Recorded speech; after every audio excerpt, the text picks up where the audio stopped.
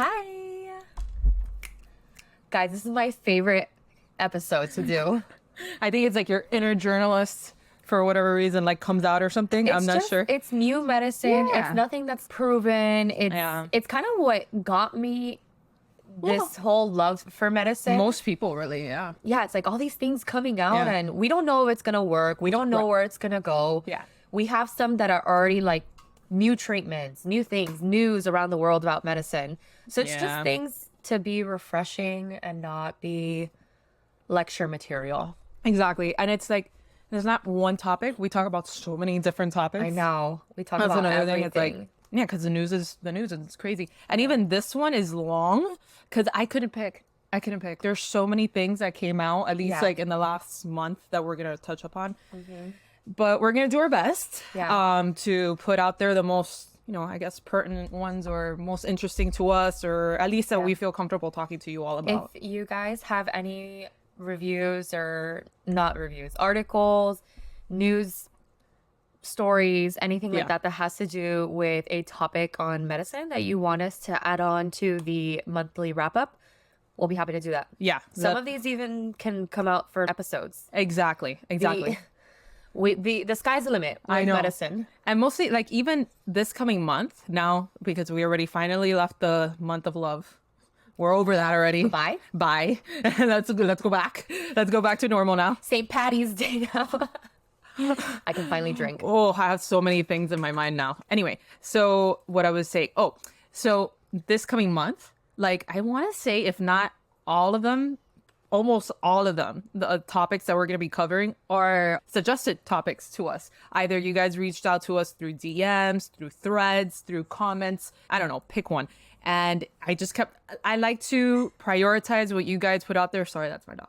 Prioritize what you guys like give us. So, I mean, there were so many good topics that you guys suggested to us. So we're like, oh man. And we have really good topics too. But obviously, if y'all want something, we give you what you want. Yes, that's what we're here for. Yeah. Anyway. All right. So let's start this recap.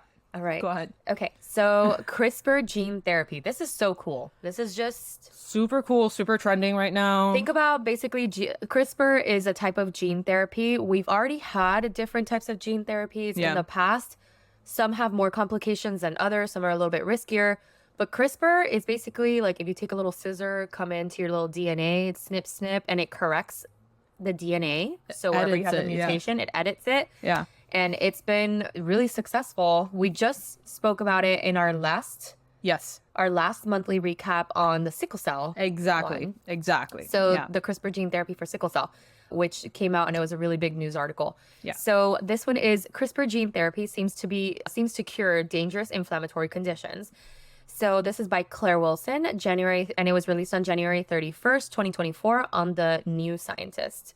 So a new CRISPR-based gene therapy has been shown promising results in treating hereditary angioedema. So basically that's a rare genetic disorder that causes dangerous inflammation and swelling reactions, okay? In a clinical trial, 9 out of the 10 participants who received the treatment experienced 95% reduction in swelling attacks within the first 6 months. It's amazing. Okay, guys, angioedema. I'm going to have Jules insert a picture of a patient with angioedema. It is life-threatening swelling, okay? Yeah. So throat, mouth, eyes, everything. People are unrecognizable, okay? God, it's a gene mutation. So there's a lot of people that don't even know that they have this. Mm-hmm. And it just presents sudden onset. So imagine that, okay? It's crazy. For those that have anaphylaxis, that have suffered from anaphylaxis, you know that feeling of impending doom. Yeah. So imagine it's like your first time reaction. You have no idea what you did. It's crazy. You're like, what is this? You know, even, oh my God. So again, 95% of them had a reduction in swelling attacks within the first 6 months. So all but one have had further episodes for at least another year, with the exception of one individual who had a mild attack, okay? Hereditary angioedema is typically characterized by sudden episode of tissue swelling affecting the body parts such as the face, your throat. The condition, again, can be life-threatening. And basically, if it's life-threatening, it means, you have so much swelling in your throat that your airway closes and you cannot breathe. Okay. That's scary. And it's very difficult because those are hard intubations. I know. Imagine all that edema, all that swelling. Like, how do you even? Yeah. So it's very profound swelling. So the condition can be life-threatening, as we already said. The CRISPR therapy works by making cuts in the gene for the calicroid. Basically, it's an enzyme. It's a tryptase. The protein involved in inflammation, which is then taken up by the liver cells. This approach is considered potentially curative as it directly alters the body's genetic makeup, preventing the production of the problematic protein. Okay. So the treatment was developed by Intellia Therapeutics. It's notable for its in vivo delivery method, meaning it's administered directly to the patient's body.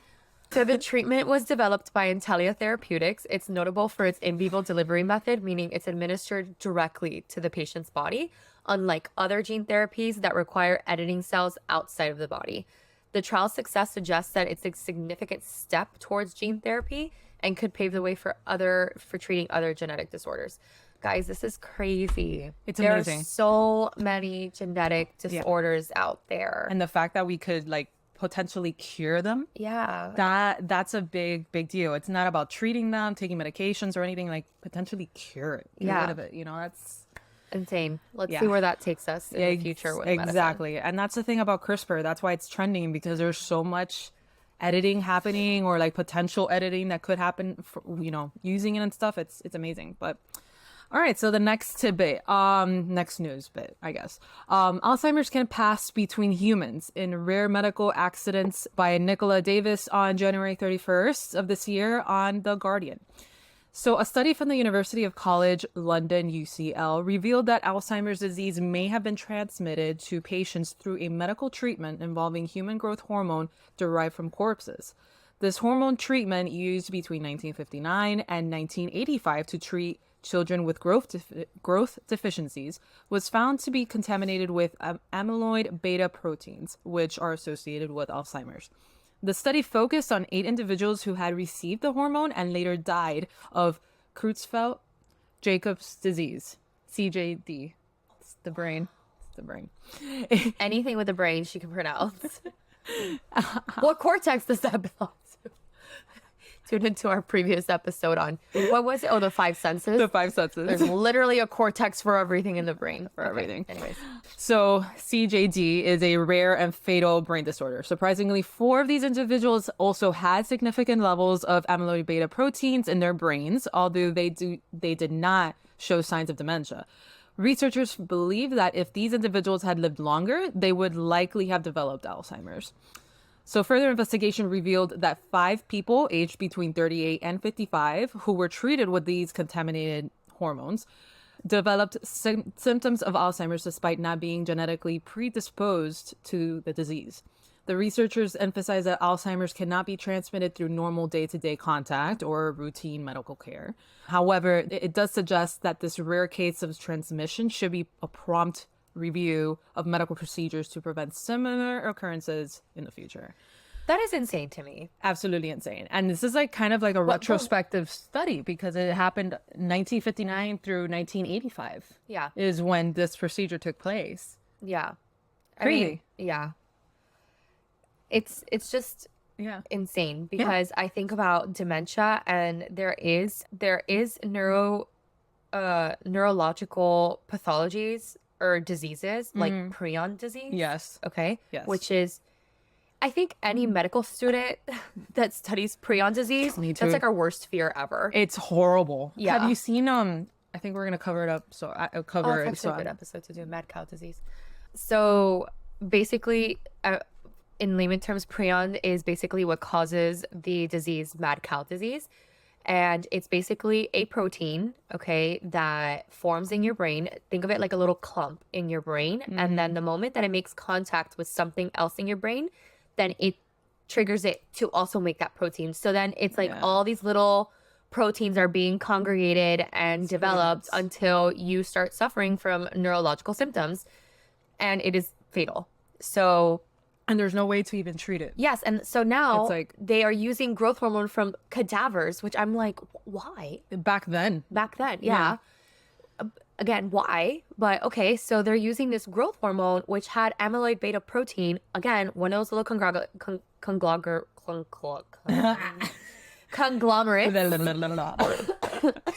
Sorry, guys, I'm sick.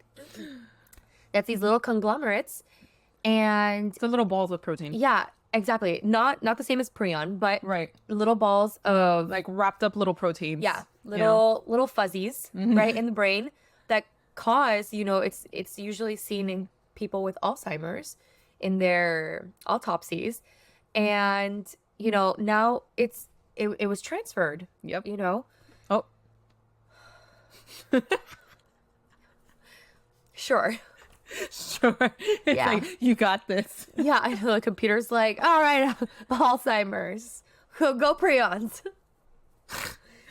Anyways. God, my computer's as unhinged as I am. That's so Anyways, wonderful. okay, so that's just crazy to me. Like It is. And it was everywhere. Like when this news came out, it was everywhere on my feed. Yeah. It was just because it's insane. Like you would have never thought because, but yeah, you gotta be. And I can only wonder how many things, because again, this was a procedure done from 1959 to 85. Yeah. And now's when they're putting two and two together. Yeah, I know. Pretty crazy. Like I wonder how many things like that. I feel like if they might wanted come to out. do, they could definitely do a retrospective study on this. I feel for it's kind of sure. like a retrospective study almost. Yeah, Like it needs a little bit more. 100%. But it could potentially turn into a retrospective study because it can't. Just 35 individuals could not be the only people that received growth hormone Cannot. in that Yeah. time. If that's how Mostly in they all did it. that time. Exactly. Yeah. Oh, man. All Anyway. right. Next up, Candida auris. There's a lot of Candida. It's basically a fungus. Yeah. Okay. So what to know about the fungal infection spreading across the United States? This is by Sophie Putka. Putka? Putka. I'm sorry, Sophie. Sophie Putka, and it was on MedPage today on February 6, 2024. This article raises concerns about the fungal infection Candida auris, which has been basically became a significant issue in the United States due to its resistance to multiple drugs. A fungal infection is no joke, especially if it reaches your blood system. Have you seen Okay? The Last of Us? Yeah. The fungal infection. Yeah. What is it called? I God, forgot what is that already. called? I know that there's the clickers, but I mean, there's a Yeah. thing. It's called like whatever. But I Yeah, mean, whatever. The Last The of Us. fungal- Yeah. Fucking So kind of think about that. Anyway. But recently, an outbreak in Washington was linked to a Seattle hospital where 4 patients tested positive for C. auris, making the state's first known outbreak. This is a part of a national trend as cases of C. auris have reached an all-time high. So Candida auris is highly transmissible yeast that can cause a range of infections, particularly in patients with serious medical conditions. These infections can vary from mild to potentially fatal blood infections. The risk is higher for those with invasive medical devices, long hospital stays, and those treated with antibiotics or antifungals. So the yeast can spread by attaching to the skin, to other body sites, and it can colonize. Okay, that's what almost all funguses do. They're just like little colonies. And then basically what this means is that it can carry and spread the disease without being sick themselves. Okay. And it can also be transmitted through contact with contaminated surfaces or equipment. And that's the one thing about fungal infections is that they're usually slow. And then once the patient starts presenting with symptoms, it's like a big infection. And it's hard to get rid of. Like Yeah. fungal infections are They're no so hard to just treat. yeah, it's no joke. You have to like take that medication, like the antifungal medication for a long ass time, and then it's it's just it sucks. It's making me itch. Yeah. And then since its first detection in Japan in 2009, its identification in the US in 2016, the number of C. auris cases has steadily increased. So in 2021, there was 1,471 reported cases, which was a 95% increase from the previous year. Crazy. The fungus has been found in more than half of the US states, with the highest number of clinical cases reported in Florida, I mean, are you shocked we live in a swamp? New York, and California. All that tells me is that highly populated places where infection it can just spread real course. easily. Of course. Wash your hands, people. Yeah. Okay. Don't be nasty. Yeah, don't be nasty. So one of the challenges in dealing with C. auris is that it can be difficult to identify without specialized laboratory testing. This isn't something that you can come into my clinic and I'm like, I'm going to swab you for Candida auris. Nope. Okay. Nope. Routine screening is commonly performed in many healthcare facilities.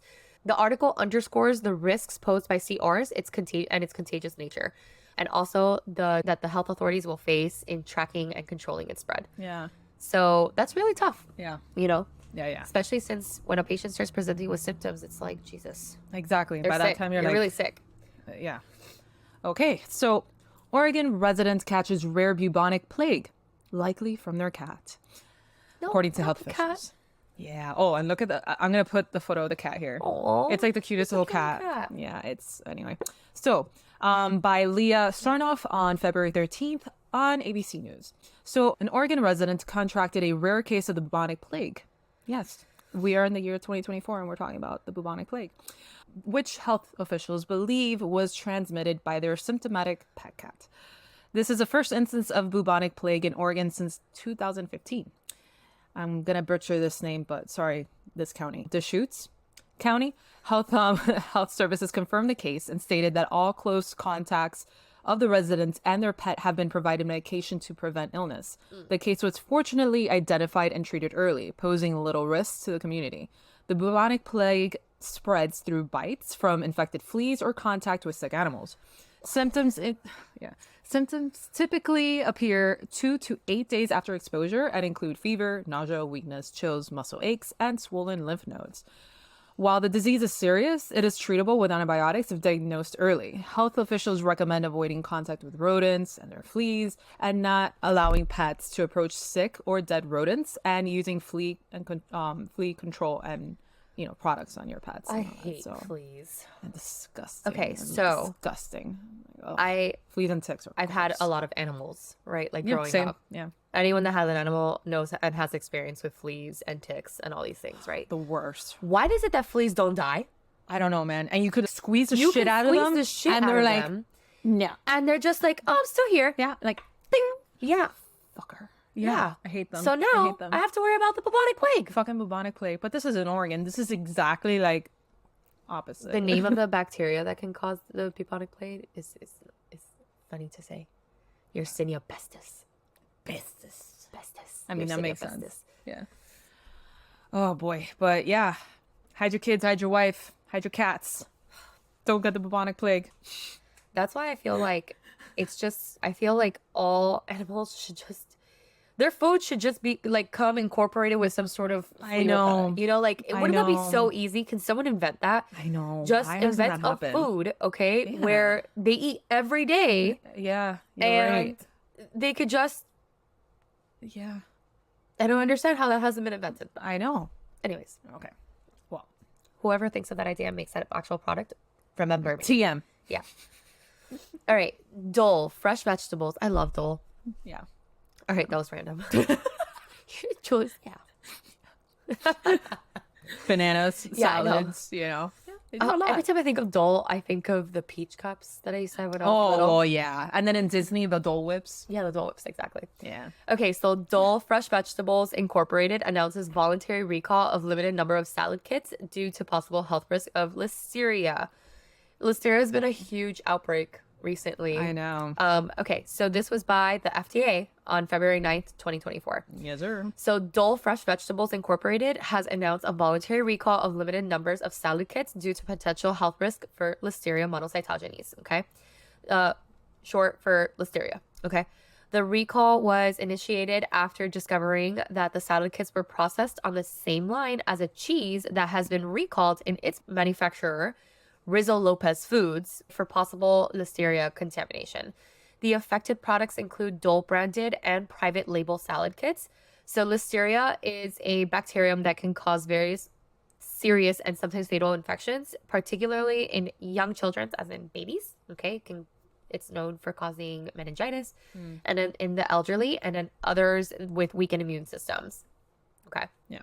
So healthy individuals may experience short-term symptoms such as high fever, severe headache, stiffness, nausea, abdominal pain, flu-like symptoms. Okay. Yeah. And then this is something that pregnant women really want to avoid. So in pregnant women, Listeria infection can lead to miscarriages and stillbirths. Okay. That's why they usually tell pregnant women not to eat anything Right. with soft cheeses, raw cheeses, and stuff like that because it tends to live on those things. So the recalled salad items were distributed to several U.S. states and Canadian provinces. So consumers who have purchased these products are urged not to consume them and discard them immediately. No illnesses have been associated with the recalled products that have been reported at the time of the announcement. So we'll see. So check those salad kits. Check them out I know. because Listeria is nasty. Yes. Yeah. Alrighty. Early dementia diagnosis. Blood proteins reveal at-risk people by Miriam Nadoff on February 12th, 2024 in Nature. So a recent study found blood proteins that could tell who might get dementia before any symptoms even show up. They analyzed the blood of the study participants and found some special proteins that could give clues about who might develop dementia in the future. They found that if people had higher levels of these proteins, they were more likely to get dementia later. The study was efficient at predicting who might get dementia, and they hope that this can help doctors find out if someone might get dementia many years before it even actually happens. This way, people might be able to get help earlier. Yeah. How do you feel? Would you want to know if you're at risk for dementia? Oh, I think you did the blood test, right? You did that blood test and I did 23andMe. yeah, 23andMe. Yeah, which I haven't done it. predicts like if you are gonna get Alzheimer's, Parkinson's, and all that stuff. Do you want to do it? I'm more of a ignorance is bliss type of person. Yeah. I just feel like, I mean, it's just what happens if it comes back that I'm gonna get early Alzheimer's. But you might not. Look, for instance, my dad had But I Parkinson's might. and I came back negative for I know. Parkinson's, so you never know. I know, but what happens if you would have come back positive? I don't know. You'd be living life a hell of a lot differently. I guess. Yeah. I guess so. But I feel like everyone should live life, because you never know. I could be in a car accident. You know what I mean? Jesus. Yeah. Let's not think about those things. I'm not Yeah. trying to, what Julie says, stop manifesting negative thoughts. I know. She's been talking about car accidents all morning. I'm like, can you stop? Like, what is happening? Why? I know it's know why. raining and people, when it's raining in Miami, people don't know what the hell to do with themselves. I don't but know still, why. like, But I have been mentioning car accidents. this is like the 5th time, guys. I swear to God. Anyway, Anyways, not going to think about that.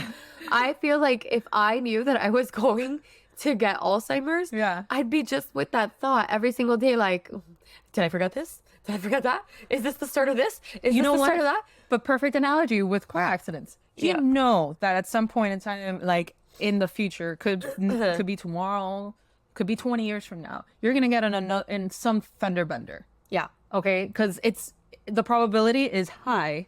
Me too. I could get in a fender bender for sure. I'm not gonna like die without getting in another fender bender because Yeah. it might not even be my fault. It could be some special person out there. Anyway, but I'm not gonna stop driving. Yeah, no, definitely So not. it's the same thing. It gives you the risk. Yeah. I don't know. Okay. Anyway, The good thing about Alzheimer's is that you won't know that it's happening to you. that's the other thing. Yeah. So it's like, that is the ignorance is bliss disease. exactly. It's like, well, shit. You know? Oh, I have Alzheimer's? Really? Yeah. Turn around. What are we doing? Yeah. Yeah. It's like in the movie 50 First Dates. Yeah. I love that Oh my God. movie. So when I was a medical student, we had a successful aging institute and we had an Alzheimer's clinic. It was very famous. So as a medical student, I had to constantly be part of interviews. And it was very touching, some of Yeah. the cases. Like Alzheimer's is rough for families, okay? But there's also like the side of it where they have no idea Yeah. about their own Alzheimer's. So I had this lady, their family had brought her in for for that whole entire initial interview. And she would answer questions and we were talking about like, who is your parents? What are your parents' names? How many siblings do you have? How many children do you have? What's the first name? What's the second name? What's Yeah. the third name? Where do you live? What's your address? Yeah, Where did yeah. you grow up? Like they start like really hitting you with a lot of questions. Yeah. And the lady was sitting down and she was so bored out of her mind that she was like, she had no idea that she was there for her. Oh, Okay. And Poor I thing. just remember her being like, poor thing. honey, I think we need to go so I can lay down and take a nap. Oh. And I was just like, bro, let this lady freaking take a nap, man. I know. Like, Like, what difference is it gonna make? Yeah, you she know? does not care anymore about I don't her care anymore extensive at this family point. tree or where Yeah. she grew up. This lady just wants a nap. I feel you. I feel her. I was sitting down next to her and I was like, I want a nap too. Yeah, like I get it. I fucking get it. Yeah. All right. Hell yeah for the naps. Take it away. Okay. So death from Alaskapox virus. Wow. Yeah. What to Know by Sophie Putzka. Sophie. There we are, Sophie. On February 13th, 2024, published on MedPage Today. Oh, she publishes on a lot of different things. Just Sophie Putzka. Yeah. She's doing the damn thing. I want to look her up. I just randomly just want to put a face to Sophie Putzka. Let's see. This is random shit that you're going to do with us on Sophie Putzka. I just Google her. It's for MedPage, so I don't see it. Anyways, all right. Well, yeah. Doing it on Instagram, Sophie. All right. So this article discusses the first known death caused by the Alaskapox virus, which occurred in South Central Alaska. The Alaskapox virus was first identified in 2015 in Fairbanks, Alaska, and the recent case involved a genome sequence that was distinct and found over 300 miles away from Kenai Peninsula. The virus is believed to be zoonotic, likely originating from small mammals and potentially spreading to humans through domestic animals. Lovely. Yeah, so your dog, your cat. Again. Yeah. Okay. So typical symptoms include lesions, joint muscle pain, swollen lymph nodes, lesions that sometimes are mistaken for spider bites. In the reported case, an immunosuppressed man developed a lesion after being scratched by a stray cat, and despite receiving treatment, suffered complications that led to his death. State and CDC officials are focusing on raising awareness of the virus in Alaska, where it's known to exist in multiple regions. The public health response emphasizes awareness rather than concern outside of Alaska. That's crazy. Yeah, man. Yeah. It's pretty crazy. It's like a little rodent. Yeah. I mean, I typically put here for, obviously you guys are watching this on Patreon. Julie has like little pictures because that's what I put here in the center when we talk about the article. So I don't like it. It's like a little mouse. It's a cute little furry mouse. Anyways. So a new this is cool. Yeah. A new first line option for pancreatic cancer approved. So by Mike Bassett on February 13th, published on MedPage Today. So the FDA has approved a first new first line treatment for metastatic pancreatic adenocarcinoma. Sorry, you can cut me out. No. Adenocarcinoma, which is a combination therapy including irinotecan. That's a chemotherapy drug. Liposome and brand name. How do you say that? Onivide? Onivide. Onivide? Oh my God, all these names. Can you just say that whole sentence? All right. So the combination therapy, okay, this is chemotherapy, irinotecan, liposome, which is also known as brand name Onivide, oxaliplatin, okay, leucovorin, and fluorouracil, okay, also called Nalirifox. We never say the generic, like the brand name. Like the brand name. We always say the actual generic name. So, all right. So this approval is based on the phase 3 Napoli 3 trial, which included 770 patients who had not previously received chemotherapy for metastatic disease. Good morning. Good morning. Te traje croquetica y pastelito. I bought you croquetas, papi. Isn't he so cute? Go have the croquetas. Él duerme contigo. Of course. Papi's sleeping in your room, as he always does. So cute. So I finished that one. Yeah. Okay. The trial showed that patients treated with Nalirifox had a median overall survival of 11.1 months compared to 9.2 months for those treated with gemcitabine plus nab-paclitaxel.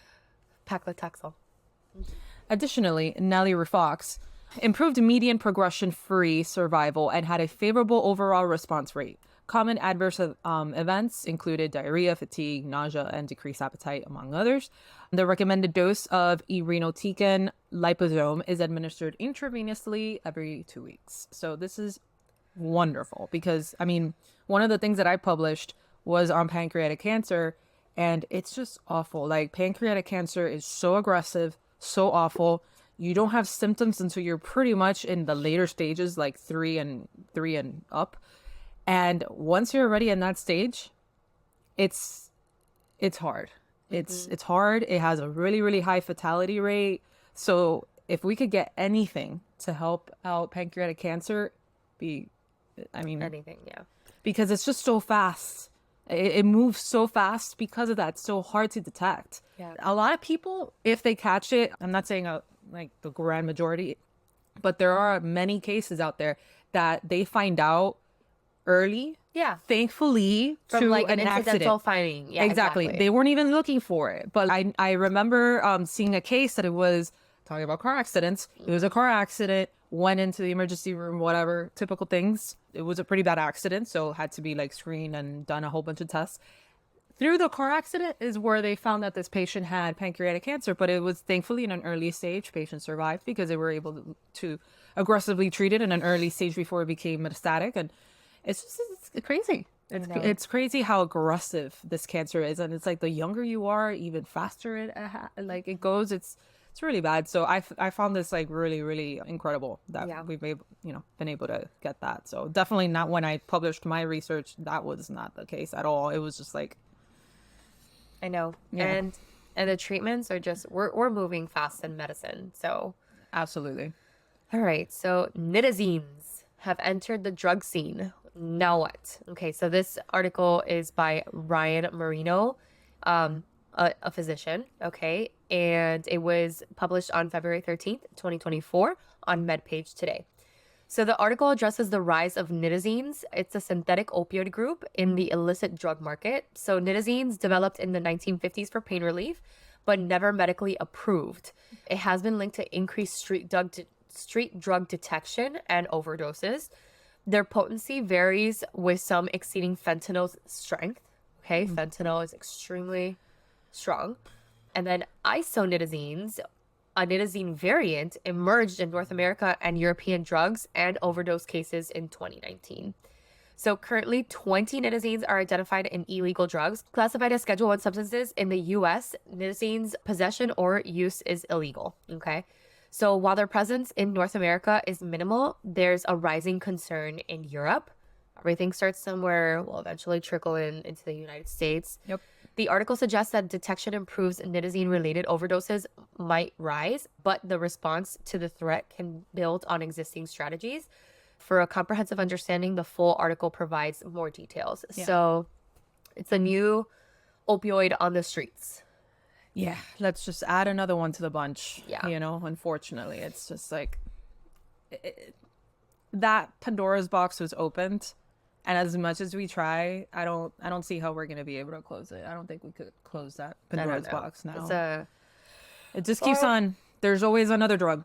They're able to stop one, and then they find another one, and it just keeps going. Yeah. It's just like never ending. But anyway.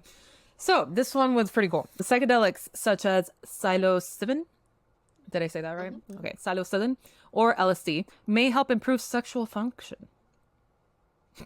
I swear, this is real on Medical News Today.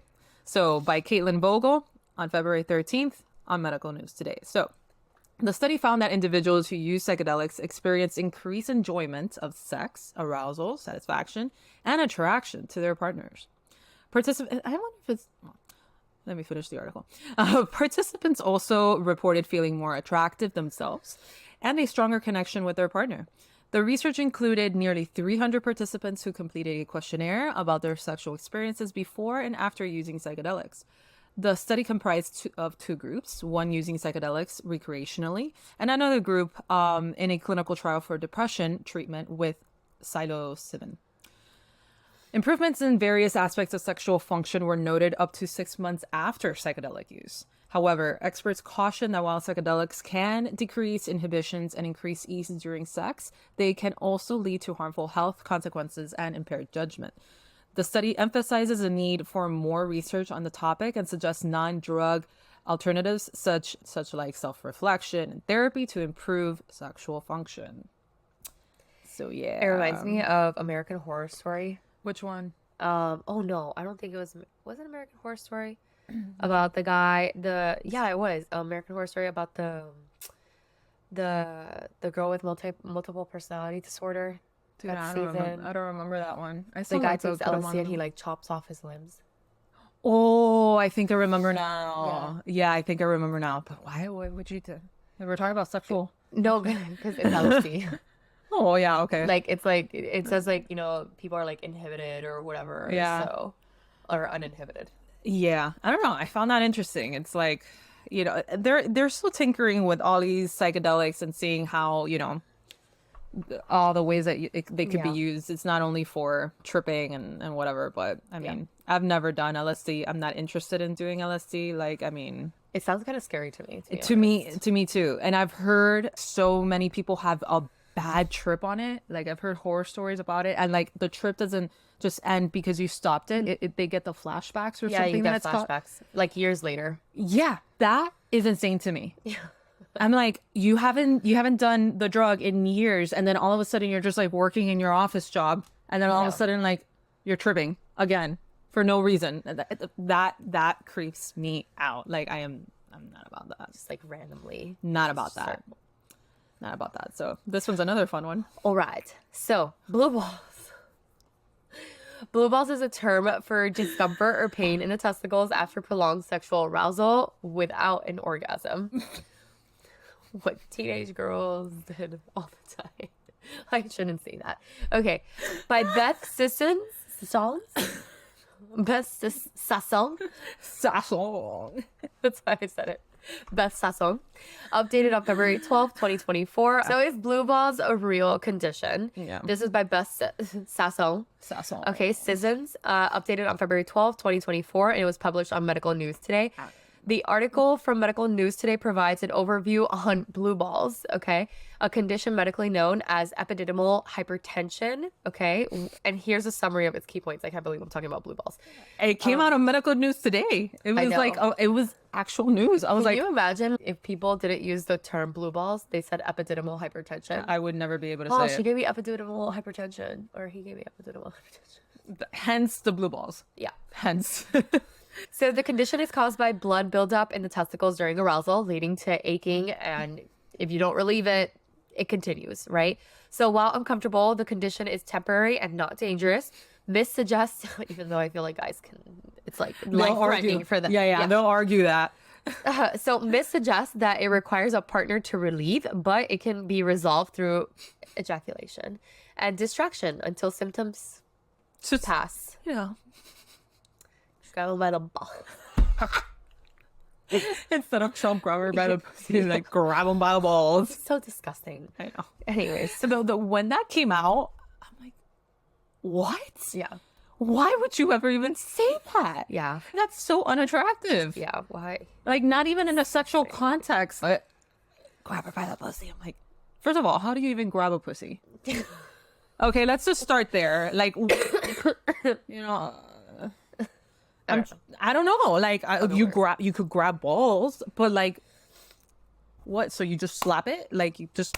Oh God! What is that? I don't Stop it! I don't, because I am physically trying to think of like why he would say such a thing. Oh God, this is Patreon. It's just, yeah, of course. That's why it's Patreon. Hi, patrons. That's why I'm able to talk about grab her by the pussy, and it makes no sense because there's nothing to grab. Yeah. Anyway. All right. So the testicles do not turn blue unless it was in the 80s. And then it's like, maybe it's that. He is from the 80s. He is from the 80s. So that would make more sense. Okay, maybe I just debunked it. I don't know.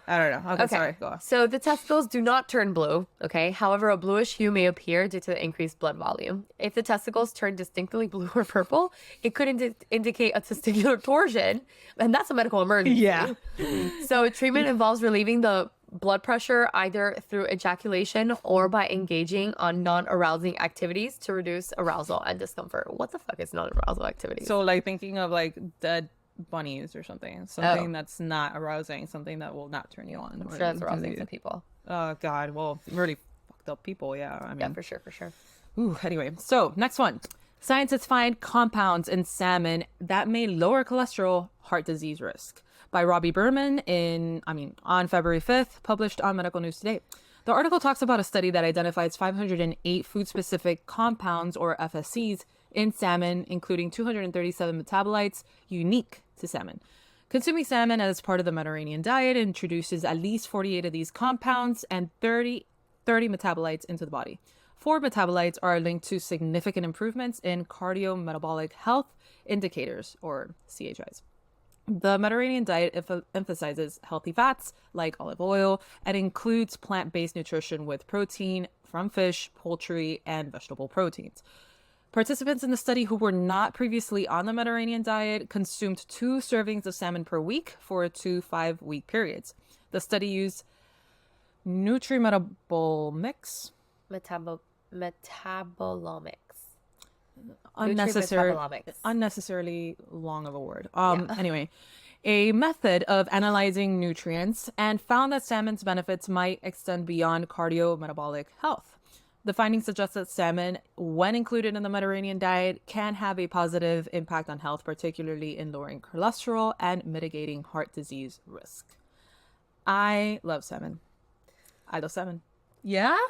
I will have it. Oh, I love salmon. Eat it. I'll eat it raw. Like, I'll eat it like sashimi. Like, I'll eat it in sashimi, sushi.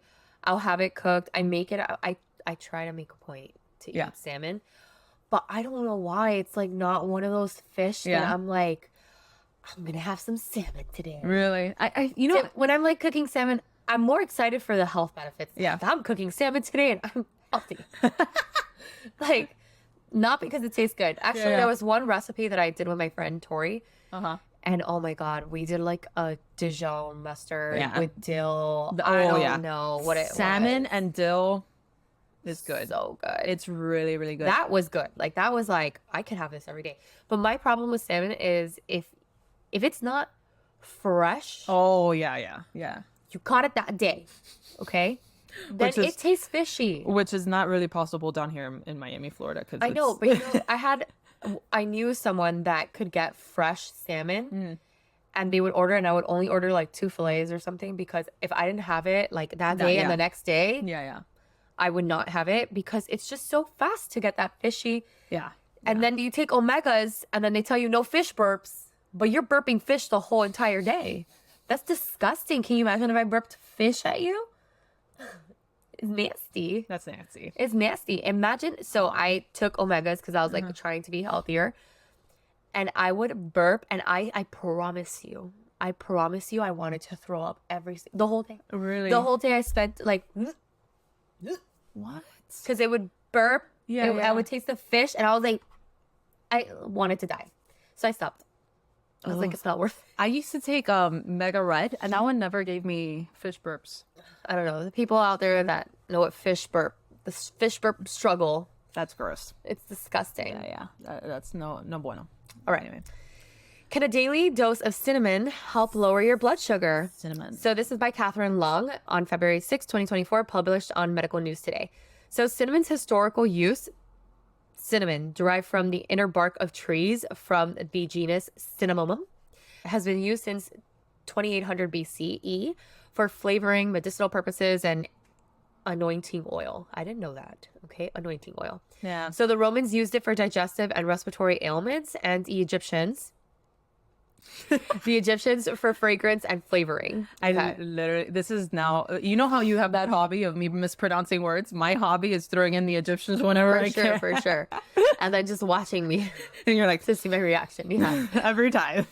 So health benefits. Cinnamon actually does have a lot of health benefits. Cinnamon awesome. is known for its potential health benefits, including antioxidant, anti-inflammatory, anti-diabetic, antimicrobial, anti, and possibly an anti-cancer. Okay. So recent studies find, a new study found that a 4-week course of a cinnamon supplement can reduce your blood glucose levels in individuals with obesity or overweight and or prediabetes. That does not mean go to Cinnabon now, guys. Yeah. It doesn't mean Hold that. on a second. We're saying cinnamon supplement. Yeah, not Cinnabon. Even though if that was a supplement, I take that ASAP. Oh my God, I love the pecan one, or pecan, depending on where you're listening from. Pecan, so good. Pecan. Oh, so all right, so the study design. The study was... I want one now. I haven't had a cinnamon roll, but like that, like a good one. Like a gooey. I have Maureen long sleeve right now, so you can't see, but I have goosebumps right now. How bad I want one. So good. Like, it's just like you pull it apart, it's still hot inside. It's just like doughy. It's delicious. Anyway. Okay. I really want to, yeah, I know. All right. So study design. The study was randomized double-blind crossover trial involving 18 participants with a mean BMI of 31.5 and prediabetes. So the participants were first put on a 2-week low polyphenol diet and avoided cinnamon. They were given either cinnamon supplements or placebo in visually identical capsules twice daily with meals. How do they not taste that though? You know what I mean? Because it's a capsule, so you just like swallow I guess. it, probably. Results, the cinnamon group showed a reduction in blood glucose levels, adding evidence to cinnamon's anti-diabetic effects. Amazing. So expert commentary. Kelsey Costa, a registered dietitian not involved in the study, noted that small sample size and the need for larger studies. However, she highlighted the use of continuous glucose monitoring in studies that in the precise method to assess cinnamon's impact on blood sugar levels. So basically what that means is that you put on a device, it's continuously monitoring your blood glucose, and you take the cinnamon to see what it's actually doing like live. Yeah. Okay. So previous research, past studies, and the cinnamon's effect on blood glucose have been inconsistent, but a 2023 umbrella meta-analysis found that cinnamon supplements reduced fasting blood glucose. So let's just say we don't have a lot of studies, and it's like what she said, it wasn't a large population, okay? Yeah. However, what's going to happen if you take too much cinnamon? Yeah. Nothing. Yeah. Right? So that is something to also think about, that yes, even though this is nothing that has great concrete, evidence-based medicine, it's something that you should use, right? And then say, what are the side effects of too much cinnamon? Exactly. Probably not. Maybe I can try this and see how it goes. Yeah. Yeah. So it's important to note that while the study shows promise, further research with larger and more diverse population is needed to confirm these findings and their applicability to the general population. Always consult with your healthcare professional before starting a new supplement regimen.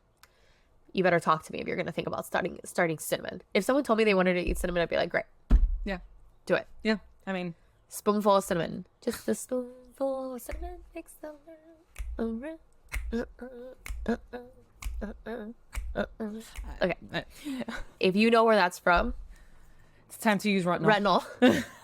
Time to be using your retinol. But it's not a spoonful it's sugar. Of sugar. Yeah. Yeah. Cinnamon. I just did it. I was like, just a spoonful of cinnamon. And then I was like, I'm pretty sure it's sugar. Yeah. No. If it's cinnamon, it's gonna be rough to swallow. Yeah, I know. It's so powdery. Anyway. Yeah, I think there was like a challenge several years ago of people trying to do that, and they would choke. Oh no, I'm sure. Because it was. What about a cinnamon stick?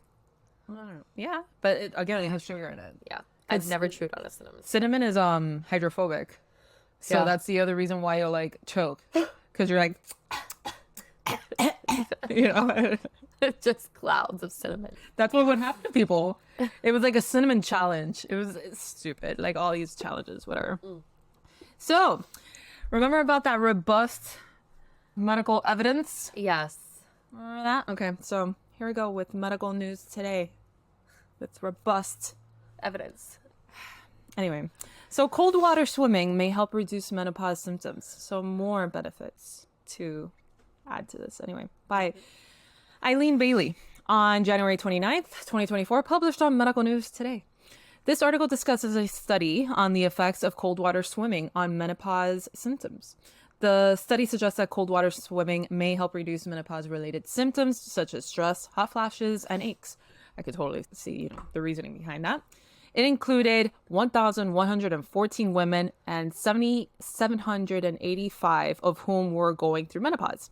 Almost half reported improvement in anxiety, and many also noted better mood swings, and fewer hot flashes. The majority of participants swam in both summer and winter wearing swimsuits instead of wetsuits to relieve their symptoms. Cold water swimming is believed to improve mental health, increase regular exercise, and provide time outdoors, which is great, honestly. I love being outdoors for like at least a little bit of time daily, Unless it's like miserable like it is today here in Miami, then you're kind of screwed. But anyway, I digress. Experts say that while studies have some biases, it does provide positive aspects of cold water therapies. Further research is needed to determine the frequency, duration, temperature, and exposure necessary to reduce symptoms.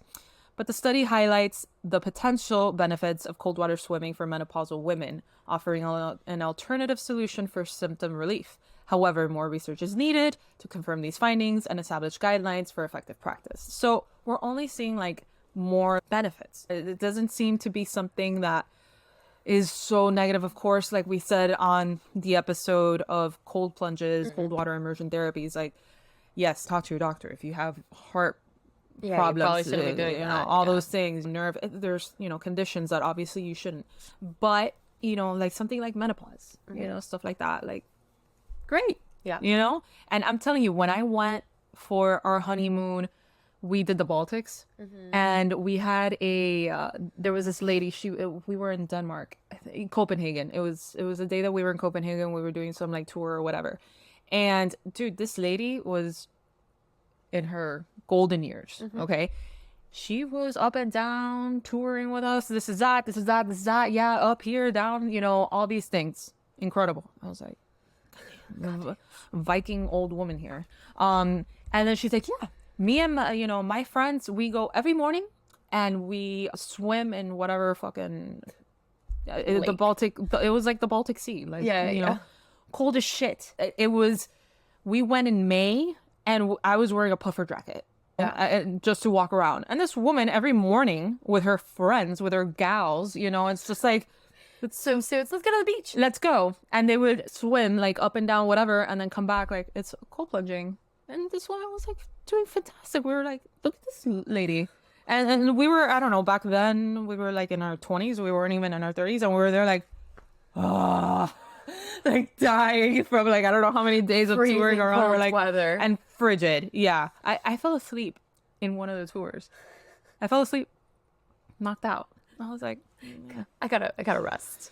Yeah. So yeah, that I found it interesting to touch upon. So, all right, artificial intelligence, real emotion. This is interesting. People are seeking a romantic connection with the perfect bot. Tell me this doesn't sound like the Black Mirror episode. Yep. And there's a really good movie that I saw years ago with Joaquin Phoenix. And I think it's called Her or something like that. And it's exactly what you're going to read right now. Okay. Incredible movie. So this is by Hallelujah. That's his name. Her name. I don't know. Hallelujah. Their name. Hallelujah Hajero. Okay. And it was released on February 14th on Valentine's Day, 2024. And this was published on AP News. So the article discusses a growing emotional attachment people are developing with AI companions. Okay. So the personal experience was used in the article of Derek Carrier, a 39-year-old from Michigan with Marfan syndrome, found a romantic feelings for an AI-generated girlfriend named by Joy, inspired by the film Blade Runner in 2049. Blade Runner 2049. Oh, the movie. Yeah. I've never seen it. You see it? No, I think Mario saw it, but I'm not. All right, so the movie Blade Runner 2049. Okay. So despite knowing its program, he appreciates the emotional connection. What's Marfan's again? Marfan's is basically a connective tissue disease. So they're the ones that have long extremities, the very long fingers. Yes. They have a lot of cardiac problems. Okay. Vision problems. Okay. Yeah. Got it. Yes. So AI companions, companion bots like Replica and Peridot use extensive training data to mimic human language and offer features like voice calls and picture exchanges, fostering deeper connections with users. So the user engagement, users create or choose avatars and engage with these bots to cope with loneliness, explore sexual fantasies, or find comfort and support they feel is lacking in real-life relationships. Social isolation. The rise in social isolation, a public health threat, and its increasing number of startups in this space promise virtual characters that provide unconditional acceptance, fueling the popularity of these AI companions. So, privacy concerns. An analysis by the Mozilla Foundation raised concerns about user data being sold or shared for targeted advertising by almost every romantic chatbot app. Okay. I mean, I'm not shocked. I mean, our phones are listening to us all the whole time. Yeah. So, like, whatever. The article highlights the complex relationship between humans and AI, where emotional bonds are formed with digital beings, offering companionship and understanding a world where many feel isolated. It also touches on ethical and private implications of such technologies. That is so creepy. Yeah. But I think about it, and then I'm like, these, you know, these AIs, it's not, you know, because I think back to that Black Mirror episode. Yeah. And, you know, in that Black Mirror episode, this girl loses her husband in a car accident. Right. Another car accident. Damn it, Yvette. Jesus Christ, bro. It's following me. So anyways. I'm going to be on her ass for the rest of the weekend now. Yeah. Jesus Christ. Anyways. So this AI, right? First, she just starts with text messaging. Yeah. Right? Yeah. And so the AI basically like runs through her phone and her emails, anything that had to do with her husband. And then so that AI bot writes exactly like him. Yeah. And texts exactly like him and abbreviates and does stuff exactly like her husband. Yeah. Then she's like, so like, you know, like, wow, this is crazy. And then they offer her like, hey, upgrade, and you'll upgrade to messages and phone calls. So calls her and it's the same voice as him, same everything. Yeah. And she gets so attached because it's her husband. How are you not going to get attached? But then they upgrade her. She upgrades even more to like an actual like person. And it comes in like this box and it's like wet and it like feels like skin and stuff. And it's like a literal robot clone of him. Exactly, like a humanoid robot. Yeah, that looks exactly like him. It's just like, but I could see how there's some people that are like, oh, well, that could help in, you know, with people with grief or all these things. And I'm like, you know, I don't know if that will help because that's unnatural. We got to go through the natural grieving stages. Yeah. As much as they're horrible, we've all been through grief, right? Yeah. In some way or somehow, you know, some way. Some form. And it's just, then that person never dies and you're living in a fantasy in real life. Yeah. You know, it's just, I don't know. I don't know how I feel about that. You know, like I get it if you're lonely and you want to like, you know, I understand those things, but then I don't know. It's a slippery slope, man. Yeah. I think it's just we were bound to be here. Like we were bound to get there with AI and it's only going to get worse. It will probably go into that Black Mirror episode sooner rather than later. But I don't know how I feel about that, man. Yeah. Like it's, anyway. Very Elon Musky. Yeah. And he's got a lot on the news these days. Yeah, I know. Which way? I wanted to cover one of them. That Neuralink. Yeah. We're definitely going to cover that. Yeah. The computer's even like, computer wants Neuralink. Oh my God, isn't that creepy? Yeah. Anyway, so sexually transmitted infections spike in NYC. Alarming health data shows. Here's why. By Andrew Court on February 14th, published on the New York Post. The article from the New York Post reports a significant increase in sexually transmitted infections, STIs, in New York City, according to the city's Department of Health and Mental Hygiene's 2022 Sexually Transmitted Infection Surveillance Report.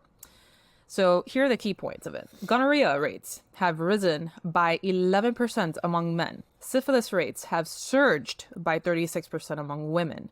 And that's something that we're gonna talk about and cover at some point because syphilis has made like a massive comeback and it's just it's terrible. It's horrible. Syphilis is no joke, guys. Yeah. Like it's really, really bad. You know, yes, we could like treat it, you know, whatever, but it's bad. Like it messes with your neurological everything. Anyway, so young women aged 15 to 24 are 5 times more likely to contract chlamydia than other age groups, representing 58% of all citywide cases.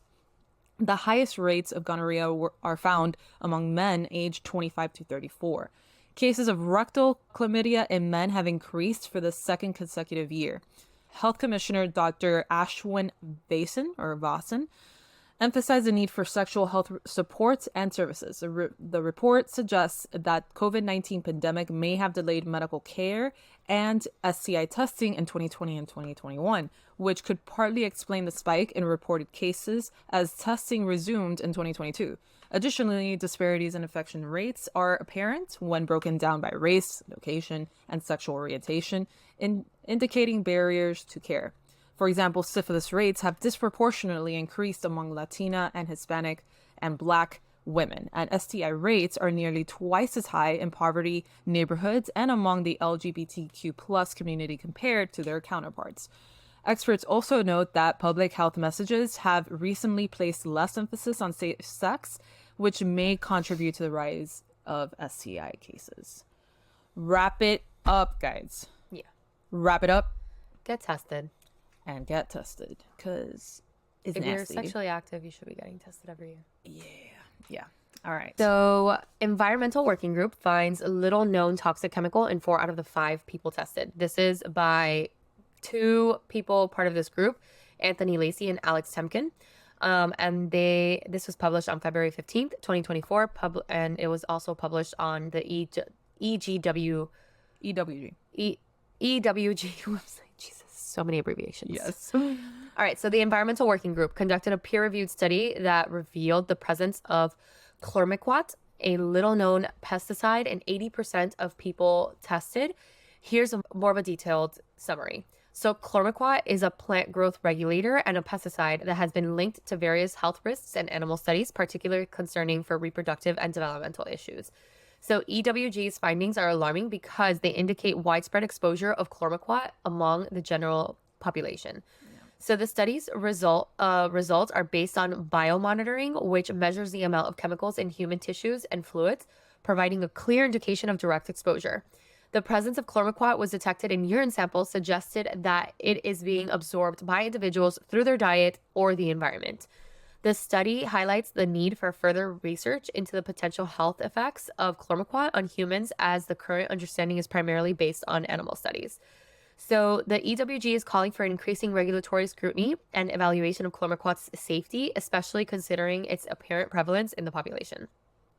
This study underscores the importance of monitoring and regulating chemicals that may pose health risks, and even if they are not well known to the public. It also raises questions about the potential long-term effects of such chemicals and on human health.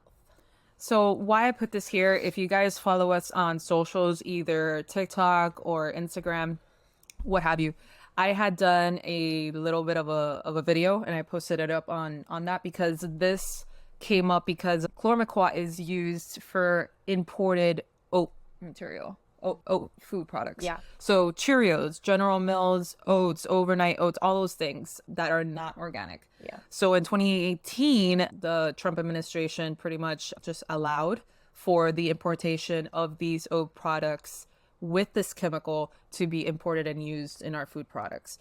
So since then, there hasn't really been anything to stop it. And that's, yeah. So if you guys are eating Cheerios, which is something huge we give to kiddos, and people eat Cheerios thinking that it's like the safety, not safety, like the healthy, cereal to eat and whatever, you even give it to your kids and whatnot. And then this study came out saying, well, there's this really nasty pesticide in it. So there's that. And it's 80% of the population have it, because I mean, oats are pretty popular, so anyway, so there was that. Anyway, so the CDC may be reconsidering its COVID isolation guidance. That's big. This one's big. By Pian Huang on February 14th, published by NPR. So the CDC is reportedly considering changes to its COVID-19 isolation guidelines. And here are the key points of it. So the current guidelines as of now, the CDC advises people who test positive for COVID-19 to isolate at home for at least 5 days to prevent spreading of the virus to others. Potentially, the CDC may update these guidelines to allow people with COVID-19 to stop isolating if they don't have a fever and their symptoms are mild or improving without a strict 5-day isolation period. So how does this impact public health? The change reflects a shift in the public health approach, acknowledging that while COVID-19 remains contagious, the consequences of its spread are less severe than before, with lower rates of deaths and hospitalizations this winter. State level actions like California and Oregon have already implemented similar guidelines, moving away from the strict isolation requirements. The potential guideline change may also consider the reality that many people find it difficult to comply with isolation due to various factors, such as living conditions, job requirements, and lack of paid leave. So with testing becoming more expensive and less accessible, there is a recognition that people may not know that they have COVID-19, which affects their ability to follow isolation guidelines. And public health experts emphasize that the science of COVID-19 has not changed, and that if someone tests positive, they are likely contagious for a few days at least. The CDC has not confirmed these changes yet, but the discussion indicates a possible shift in the near future. So, yeah, I mean, you could feel however you feel about that, but yeah. All right. So this one is really interesting. I actually have a ton of my patients asking me about this. So the FDA expands the use of asthma drug Zolair to treat severe food allergies. So Zolair has been around for a really long time, but I didn't know now, that. yeah, it's been around for a while. So now it's being used to treat severe food allergies. Okay. This is by Jonelle Alicia on February 16, 2024, published on AP News. So the U.S. Food and Drug Administration has expanded the use of asthma drug Zolair, amlizumab, to treat severe food allergies. Here are the key points. So Zolair's new approval, Zolair originally used for asthma, is now approved to reduce allergic reaction caused by accidental exposures to food triggers.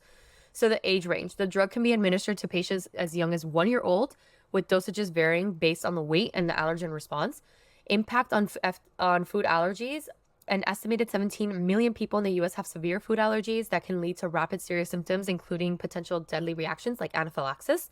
So what are the study results? The study showed that about 68% of the participants with peanut allergies could tolerate approximately 600 milligrams of peanut protein after taking Zolair, compared to about 6% with placebo. Wow. So continued caution. Despite the medication, individuals must still avoid foods that cause them reactions, as Zolair allows them to tolerate higher amounts without causing major reactions. But does that eliminate the allergy? Okay. So expert opinions. The approval is seen as life-changing for many, reducing the constant anxiety about allergen exposure and potentially improving social interactions and freedom. So that's what I kind of like tell patients, like, you're still going to have to avoid your food allergies. However, like, you know, accidents. If you know that there is going to be a party at school for your kids, right? Where your kid has peanut allergies or, I don't know, dairy allergy and egg allergy, something like that. And then you give them Zolair just in case. You still tell them, like, hey, like, avoid. But if they were to come in contact with it, because kids are kids and they're not going to think about their allergies, they might not have that reaction, that anaphylaxis. So it is pretty life-changing and anxiety for the patient and for maybe partners, parents, and stuff like that. 100%. So the drug function, Zolair is it's a monoclonal antibody, okay, that works by blocking the body's natural response to allergens, okay? Previous uses. Before this approval, Zolair was already being used for off-label for food allergies and has been approved for treating asthma, nasal polyps, and chronic hives since 2003. Sorry. Oh. Since 20. Okay, so, and chronic hives since 2003. So the FDA decision marks a significant advancement in the management of food allergies, offering a new layer of protection for those at risk and severe allergic reactions.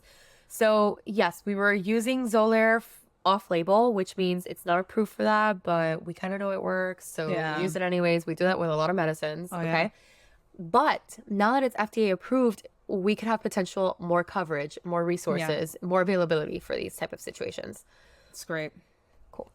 All right, so newborns diagnosed with syphilis at alarming rates by Joel Street on February 19th, published by the MayoClinic.org. The Mayo Clinic has reported a significant increase in newborns diagnosed with syphilis based on the recent CDC report. Here are some important points. Syphilis cases have risen by 80% from 2018 to 2022. Cases of syphilis among newborns have increased by 183% between 2018 to 2022. The infection can be transmitted by an expecting mother to her baby, known as congenital syphilis. Babies may be born asymptomatic, but can develop symptoms within weeks, months, or years. Symptoms can include liver and spleen abnormalities, rashes, facial structure abnormalities, brain issues, and eye problems. Early testing and treatment with penicillin during pregnancy can prevent transmission to the baby. The rise of congenital syphilis is alarming and indicates a need for better prevention and treatment strategies. This is a critical public health issue, as we had just mentioned before, in the rise of STIs in New York City and whatnot. And unfortunately, we're even seeing it now with newborns with syphilis. It's like, get tested. Wrap it up and get tested. You know, like, do these things, guys, because it's bad. Syphilis is horrible, but go ahead. This one's nice to know. All right. Women need less exercise. Lord, hallelujah. Okay, just kidding. Women need less exercise than men for same cardiovascular benefits, researchers find. So this is by Elisa Chisan on February 19, 2024, published on CBS News. So the study published in the Journal of American College of Cardiology suggests that women may need less exercise than men to Reap. Oh, I was like reapply. It's only you have it with the small words. I know. And it's like, and I have it with the crazy words. So a study published by the Journal of American College of Cardiology suggests that women may need less exercise than men to reap the same cardiovascular benefits. Here are some key points. Exercise efficiency. So women need just under 2.5 hours of moderate, vigorous aerobic physical activity a week to get some survival, quote unquote, survival benefits than men get with 5 hours of physical activity. Okay. So half. Yeah. Mortality risk and reduction. Regular physical activity reduces mortality risk for women by 24% compared to 15% for men.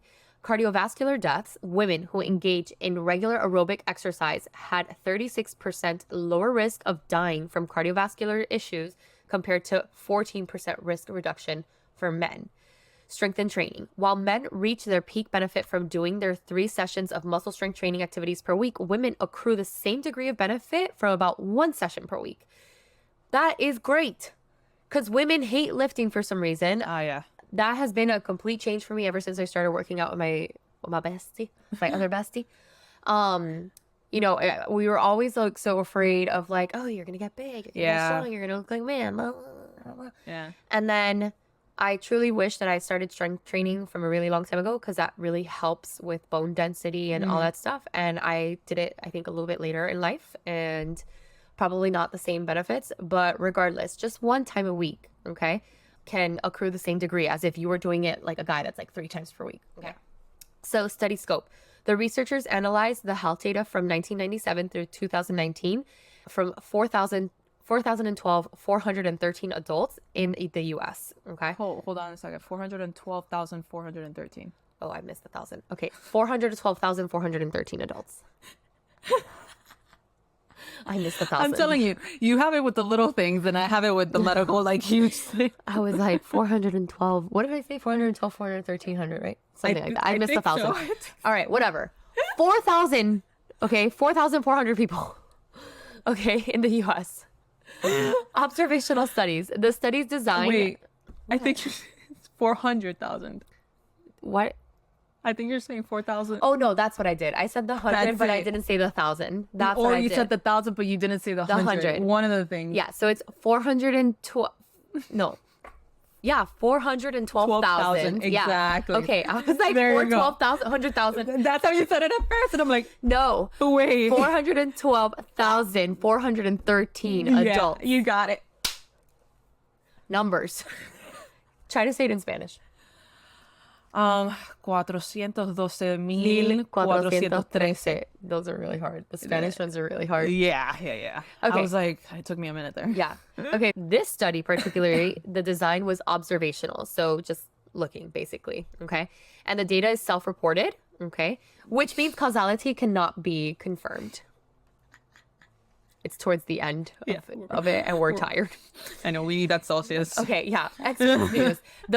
It's the morning, guys. I don't think we mentioned that we started at like 8:30. Early. Okay. Yeah. Okay, so expert views. The findings are considered intriguing, but need to be confirmed by further studies due to limitations of an observational study. Okay. This study highlights potential differences in how men and women respond to exercise and its impact on their cardiovascular health. So yeah, it's an observational study. Is it the strongest study ever? No. However, it is a study design, and that's usually how things kind of work out. You usually observe it first, and then you see what you I know, and then you get the robust and then you go and do deeper research and get your robust evidence. Okay. All right. So since we talked about prions diseases earlier in this episode, we're going to talk about it once more. Scientists fear 100% fetal. I need that was good. I need that Celsius. Yeah. All right. Scientists fear 100% fatal zombie deer disease will mutate to infect humans. There are no contingency plans. Oh, the conspiracy theorists are having a field day with this. Yeah. Anyway, by Andrew Court on February 20th, published by the New York Post. The article from the New York Post discusses concerns of scientists regarding the potential mutation of zombie deer disease known as chronic wasting disease, CWD, to infect humans. Here are some points. So CWD has been confirmed in deer, elk, and moose across 33 states in the US, as well as in Canada, Norway, and South Korea. The disease is 100% fatal in animals, causing brain damage, behavioral changes, and death. If you see the photos of these animals, it's horrible. There are no treatments or vaccines available for CWD. Experts fear that the disease could mutate and be transmitted to humans through the consumption of infected venison, similar to how mad cow disease cross species. Currently, there are no known cases of CWD in humans, despite thousands of potentially infected animals being consumed each year. Freaks me the hell out because I love venison. Venison, yeah, I know. I was just thinking I ate that like maybe 2 weeks ago. Oh my God. Well, we have some still in the freezer and stuff like that we eat every now and then. So we have some in the freezer. Scientists warn that we are unprepared for a potential spillover into humans with no contingency plans in place. The situation is being closely monitored, and the article emphasizes a need for caution and preparedness. Yeah, and then we're gonna. Yeah, I had included it. Yeah, that's because crazy. it's everywhere. So the latest, we're gonna end in this one. I just had to. It's been long, but it's been a month. Okay, guys. So, but this is important. Go ahead. All right, Neuralink. This is crazy. Everywhere. Okay, and yeah, it's everywhere. So it's the first human patient able to control a mouse. Yeah. Okay, a computer mouse. Yeah. Through thinking. Okay. So Musk. This is Elon Musk, okay? Yeah. And then this article is by K. Ghosh. K. Ghosh, yeah. On February 20th, 2024, published on Reuters, okay? So this article discusses a significant development by Neuralink, Elon Musk's neurotechnology company. Here are the key points. Neuralink has successfully implanted a brain-computer interface device in a human patient for the first time, okay? Who volunteered for this? I wonder if we can get that information and then just see the background of this person. I really, really doubt that they'll release who this person is. At least not right now. For real. You know? The patient is reportedly recovering well and is able to control a computer mouse through thought alone. This breakthrough is part of Neuralink's broader effort to develop technology that can help people with severe paralysis regain mobility and communication abilities. The company had previously received approval from the FDA to conduct human trials. Neuralink's technology aims to interpret the brain signals and translate them into commands for external devices, potentially restoring functions like vision and mobility. The company faces technical and ethical challenges that require extensive testing before technology can become widely available.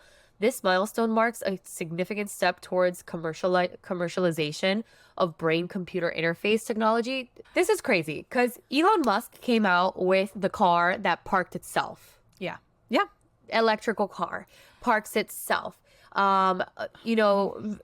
Detects everything. I don't know how I feel about this. I feel like then it gives the avenue or the possibility of somebody else controlling me. Well, yeah, so that's the problem that I have with this. And this is commercialization. So this is which is what Elon Musk wants to do. He wants this to be readily available for people. Yeah. So, and I get there's so many good things that could come out of this. But then there's so many bad things that could come out of this too. Because then you could just download. I don't know if this is how the technology is going to work, but can you then just download a whole semester's worth of classes and you don't have to freaking take it?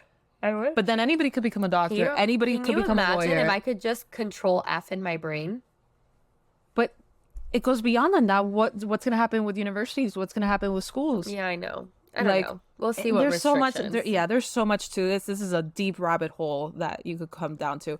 And I lied. That wasn't the last thing. I actually inputted it last night because it's we're Florida, whatever. I will go with this quickly. But we were just talking about this off air. Yeah. So Florida refuses to bar unvaccinated students from school suffering a measles outbreak.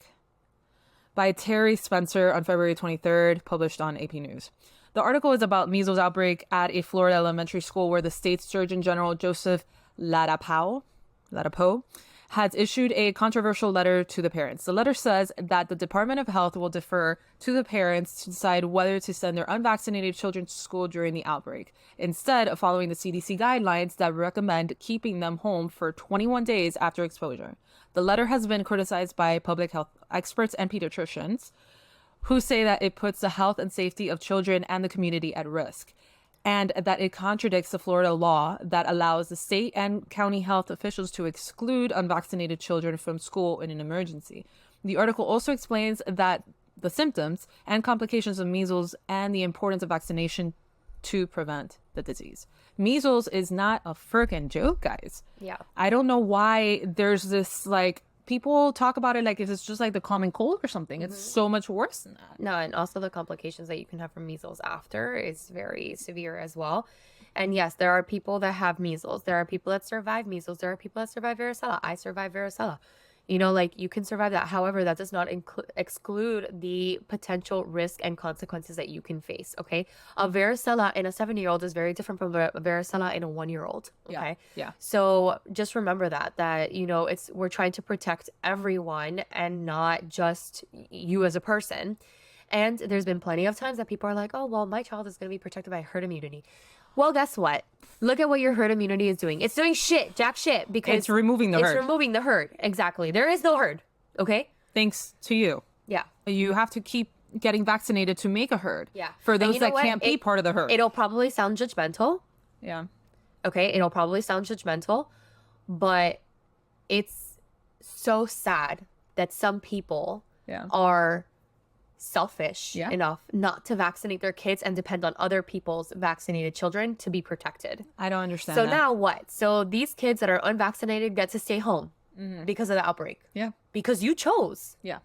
not to vaccinate them. Yeah. And I get it, because my kid, right, is not fully vaccinated Because of her age. Her age, right? So if I find out that there's a kid or a case at her school that might potentially be measles, I'm not going to send her to school. No. Right? But not because I didn't choose to vaccinate, okay? It's because she is partially vaccinated. Yeah. Yeah. So, Because you're following the guidelines. yeah. And again, I'm not sitting here being like, you should still go to school and get measles. I'm not saying that. But it's now we are seeing the consequences, you know? Yeah. Now things that used to not happen are happening again. Yeah. And just because some person came out saying that this causes autism, you know? Which was redacted. Yeah. It was Well, redacted. we're not going to get into that. Maybe that's an episode that we can do. What? I mean, what part? The whole entire autism scandal. Autism vax scandal. Yeah. Yeah, we'll do that one. Anyways. It's so annoying. And mostly as parents, it really, really, like, pisses me off. Because it's like, why? I follow the guidelines. Like, right now, my kid's fully vaccinated, thank God, because he's 5. So he's been able to be fully vaccinated. Her child is only 2.5. So she's not there yet to get fully vaccinated. And let me just the say, guidelines. just because you're vaccinated does not mean that you're not going to get the disease. Yeah, okay? exactly. You're at a lower risk because you are vaccinated. Yeah. But you can still get the disease. Yeah, exactly.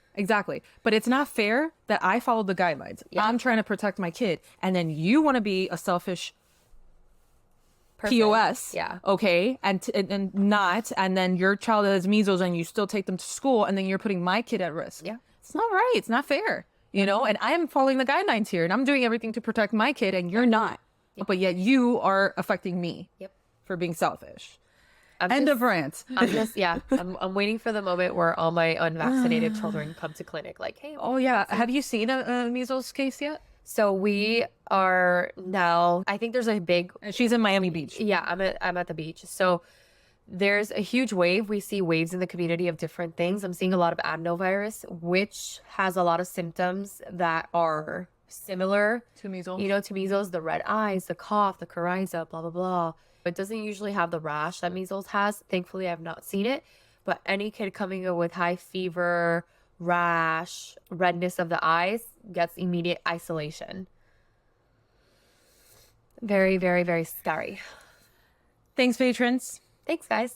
You guys are the best. It was a long one, but a good one. Yeah, it had to be done. There was so much, and I couldn't pick. Like, all of these were so good. I just had to. And like I said, I literally put it last night. So thank you so much for being the absolute best, for supporting us, for being here. We hope you like this one, and we'll see you in the next one. Thank you again. Bye. Why did I do that?